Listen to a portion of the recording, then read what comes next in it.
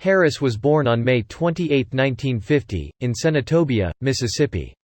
He grew up in Coldwater, Mississippi, where his family owned a furniture store. He had 4 sisters. When he was around 4, his father was shot dead during a dice game, leaving the family impoverished.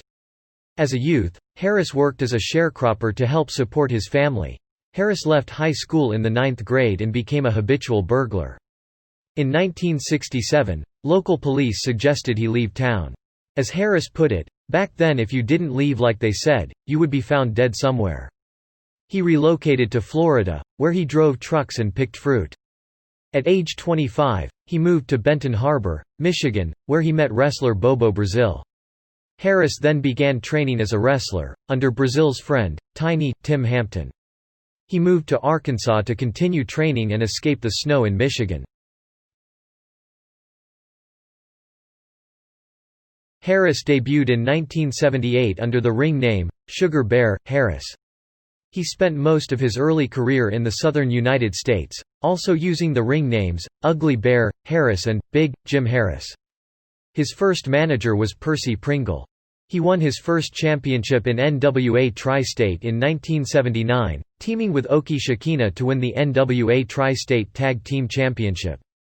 In 1980, Harris joined Southeastern Championship Wrestling as Bad News Harris, winning the NWA Southeastern Heavyweight Championship in 1980. In 1981, Harris traveled to Europe for seasoning.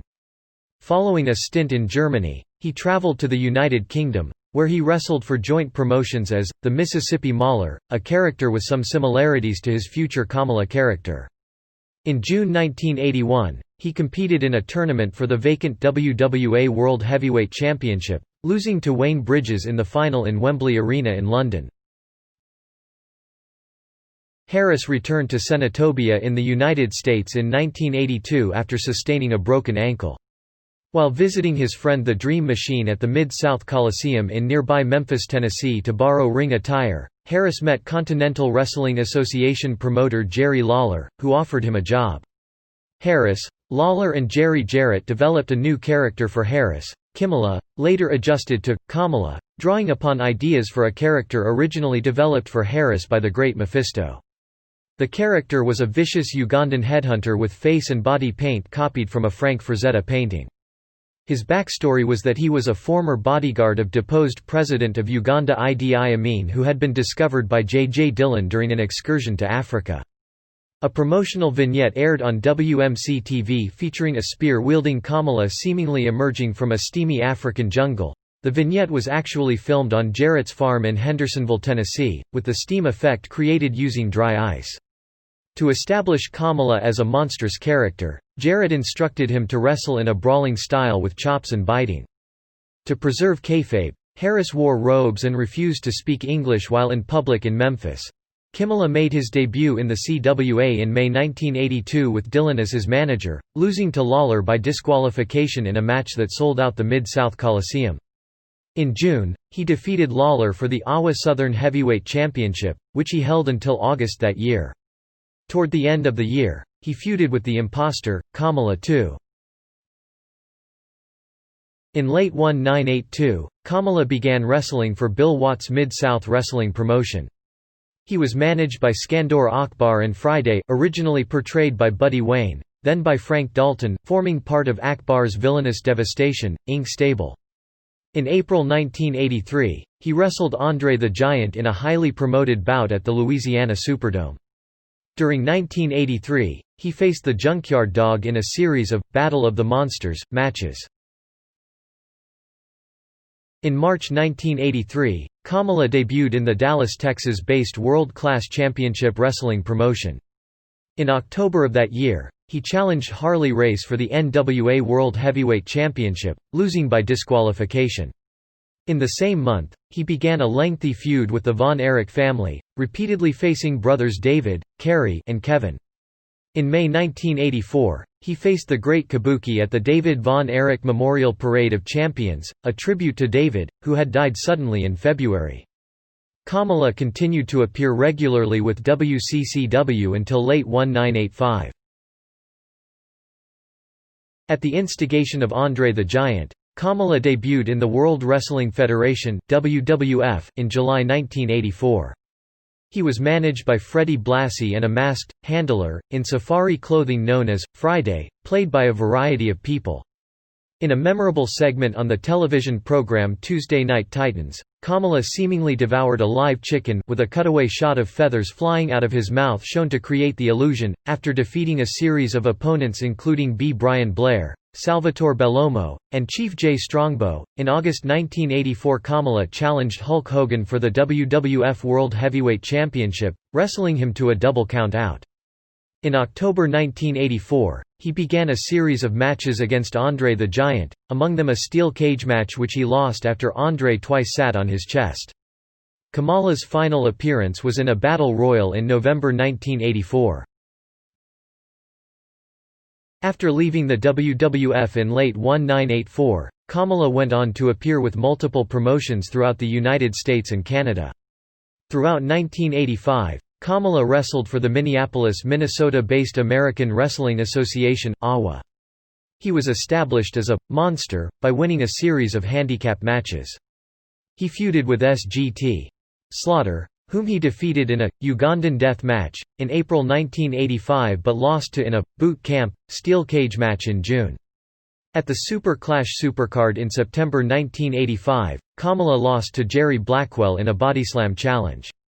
Toward the end of the year, Kamala repeatedly challenged Rick Martel for the AWA World Heavyweight Championship, but failed to win the championship.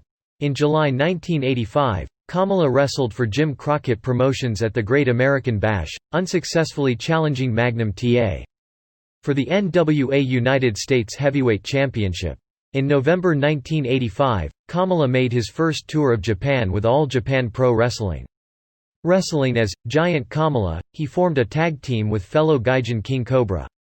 He made a second tour in February 1986 as Kimala. In early 1986, Kamala had a short run in the Montreal, Quebec, Canada-based international wrestling promotion, where he was managed by Eddie Creechman. Kamala returned to the WWF in July 1986, now managed by the Wizard and the Masked Handler, Kim Chi, usually portrayed by Steve Lombardi. From November 1986 to February 1987, Kamala faced Hulk Hogan in a series of matches for the WWF World Heavyweight Championship, marking the pinnacle of his career. In February 1987, Kamala formed a tag team with the Wild Samoan, Sika. In the same month, he began a feud with Jake Roberts, during which Roberts repeatedly exploited Kamala's purported fear of snakes. In April 1987, the Wizard sold Kamala's managerial contract to Mr. Fuji. Harris abruptly left the WWF once more in September 1987 over frustrations about his pay. After leaving WWF, Kamala returned to World Class Championship Wrestling where he feuded with Kevin Von Erich, Kerry Von Erich and Michael Hayes before the promotion shut down in 1989, and he returned to All Japan with Abdullah the Butcher. From 1990 to 1991 he worked for Consejo Mundial de Lucha Libre in Mexico. He lost to Mil Mascaras in a cage match on March 17, 1991.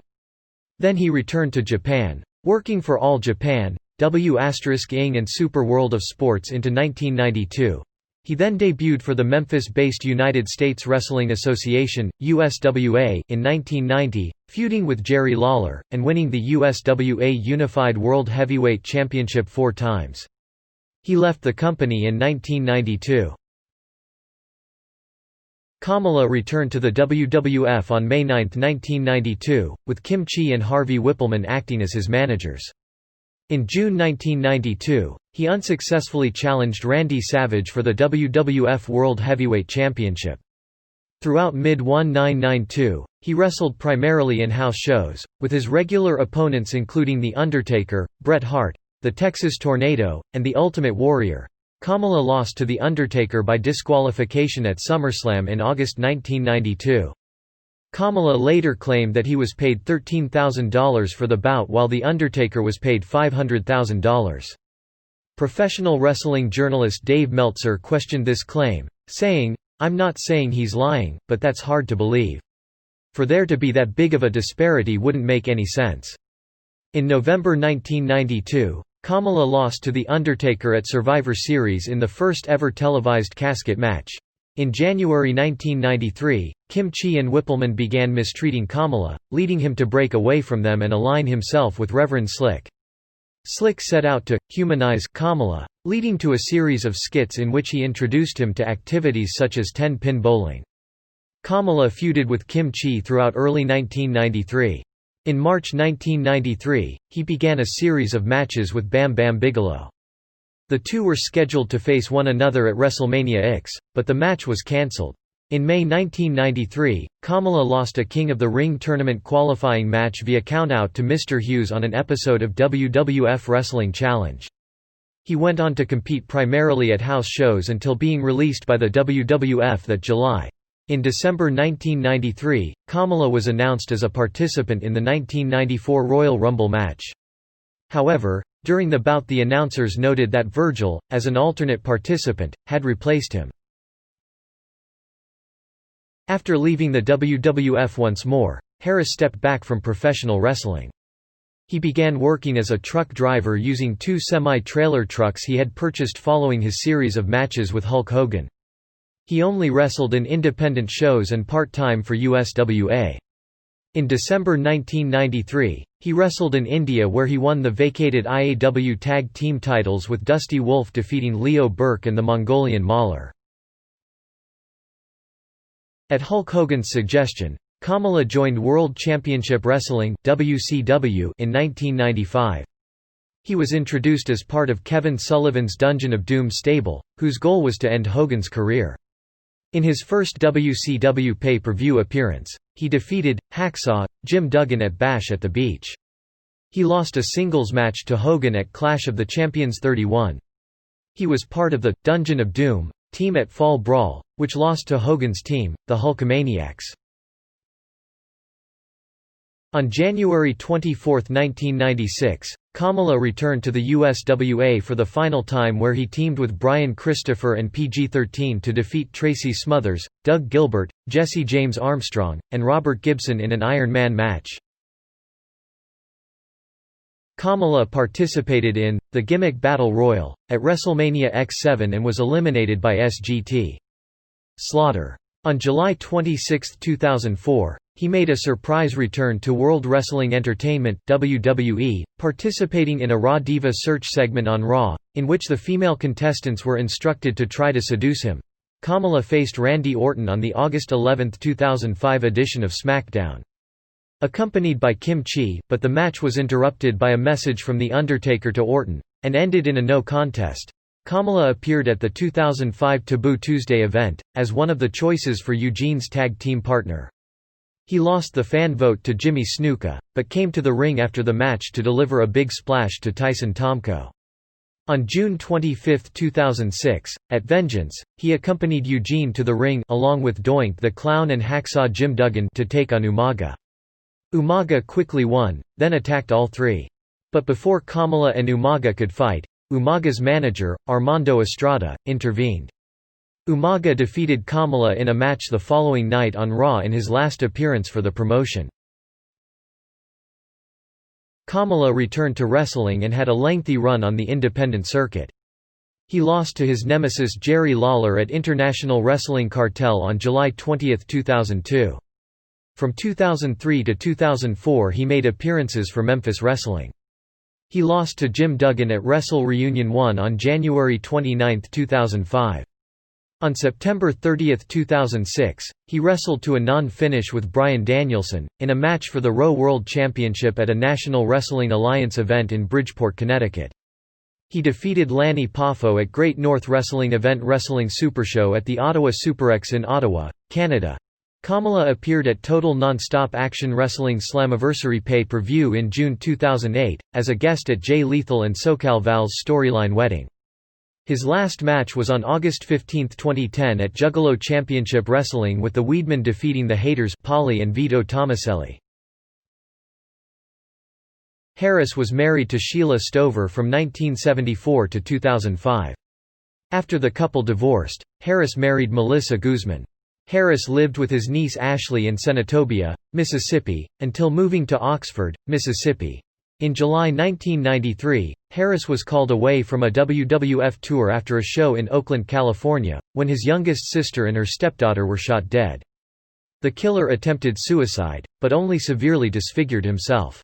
After his WWF release that August, Harris pushed for the man's arrest and conviction. He was sentenced to life imprisonment, and died in 2013. Harris went on to help raise his surviving niece. Beginning in 1993, Harris wrote, performed, and produced his own music. He wrote over 100 songs. Some discuss his frustration with the working conditions he experienced in the wrestling industry, most notably the low pay. He released his debut album, The Best of Kamala Volume 1, through his official website. The album features a ballad dedicated to the memory of Stanley "Tukey" Williams. In 2015, Harris completed his autobiography along with one of his wrestling managers, Kenny Casanova, to help him offset medical costs. Kamala Speaks was funded on Kickstarter and self-published in December 2014. It tells his life story, of his wrestling career, and the loss of both of his legs to diabetes. On November 7, 2011, Harris had his left leg amputated below the knee due to complications of high blood pressure and diabetes, a condition he had since 1992, which forced him to retire because he did not accept dialysis treatment. In April 2012, his right leg was also amputated below the knee and a campaign was launched seeking donations to cover his financial needs. Harris told Bleacher Report in 2014 that he relied on a disability check, sold handmade wooden chairs, and had recently written a book about his life. In July 2016, Harris was named as part of a class action lawsuit filed against WWE which alleged that wrestlers incurred traumatic brain injuries during their tenure and that the company concealed the risks of injury. The suit was litigated by attorney Konstantin Kairos, who has been involved in a number of other lawsuits against WWE. The lawsuit was dismissed by District of Connecticut Judge Vanessa Lynn Bryant in September 2018. Mike Johnson of Pro Wrestling Insider wrote that his involvement in the lawsuit likely prevented WWE from inducting him into their Hall of Fame. On November 19, 2017, Harris underwent life-saving emergency surgery to clear fluid from around his heart and lungs at a hospital in Oxford, Mississippi. He was then on life support due to complications. The next day, his daughter said he showed signs of improvement, but remained on life support. On November 22, it was reported that he was able to breathe on his own yet was unable to talk and remained under intensive care. On August 5, 2020, Harris tested positive for COVID-19 and was hospitalized. He likely contracted it from one of his numerous weekly visits to the dialysis center, his wife said. Due to COVID-19, he started to experience complications from his diabetes. He then went into cardiac arrest on August 9, 2020, before dying later that afternoon, at the age of 70. Kamala Speaks, the official autobiography of WWE wrestler James Kamala Harris, January 17, 2015, with Kenny Casanova. Continental Wrestling Association AWA Southern Heavyweight Championship, one-time, Great Lakes Wrestling Association GLWA Heavyweight Championship, one-time, NWA Mississippi Heavyweight Championship, one-time, NWA Tri-State NWA United States Tag Team Championship, Tri-State version, one-time, with Oki Shikina Pro Wrestling Illustrated PWI ranked him number 144 of the 500 best singles wrestlers of the PWI years, in 2003. Southeastern Championship Wrestling NWA Southeastern Heavyweight Championship, Northern Division, one-time, Southeastern Extreme Wrestling SXW Hardcore Championship, one-time, Texas Wrestling Hall of Fame Class of 2012 United States Wrestling Association USWA Unified World Heavyweight Championship, 4 times.